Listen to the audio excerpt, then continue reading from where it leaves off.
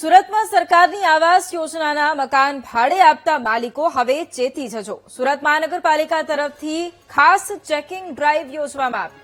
સરકારી આવાસ ભાડે આપ્યું હશે તો પોલીસ ફરિયાદ અને આવાસ પરત લેવાની કાર્યવાહી થશે. મહાનગરપાલિકાની ટીમે તપાસ શરૂ કરતા અનેક ભાડુઆત મકાન બંધ કરી અને ચાલ્યા ગયા. શહેરના પૂર્વ ઝોન વિસ્તારમાં 1088 આવાસમાં તપાસ કરવામાં આવી. આ તપાસમાં 37 ફ્લેટ ભાડુઆત દ્વારા વપરાશ કરાતા હતા અને 172 ફ્લેટ બંધ હાલતમાં મળ્યા. જહાંગીરપુરામાં સુમન વંદનમાં 1252 ફ્લેટમાંથી 600 ફ્લેટ બંધ અને 68 ફ્લેટમાં ભાડે હતા. સુમન સ્નેહ આવાસના 888 ફ્લેટમાંથી 396 બંધ તો 26 ભાડે આપ્યા હોવાનું સામે આવ્યું. સુમન મુદ્રા આવાસમાં 1231 ફ્લેટમાંથી 429 બંધ અને 75 જેટલા ભાડે આપ્યા હોવાનું સામે આવ્યું. મહાનગરપાલિકાની કામગીરીને લઈ આવાસ ભાડે આપનારા ફ્લેટ માલિકોમાં ફફડાટ ફેલાયો છે.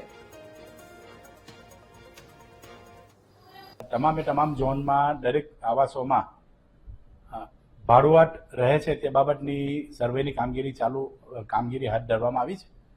જેમાં હાલમાં મારી પાસે જે આંકડા છે તે મુજબ રાંદેર ઝોનમાં હાલમાં અત્યારે 3 જગ્યા પર એ લોકોએ સર્વે કરેલું છે. જેમાં સૌથી વધારે જે ફરિયાદ છે તે સુમન ચંદન જહાંગીરપુરા વિસ્તારમાં છે. તેમાં ગઈકાલે એ લોકોએ 1252 ફ્લેટ ચેક કરતા તેમાંથી લોકો તાળું મારીને બંધ હોય એવા 600 ફ્લેટ છે.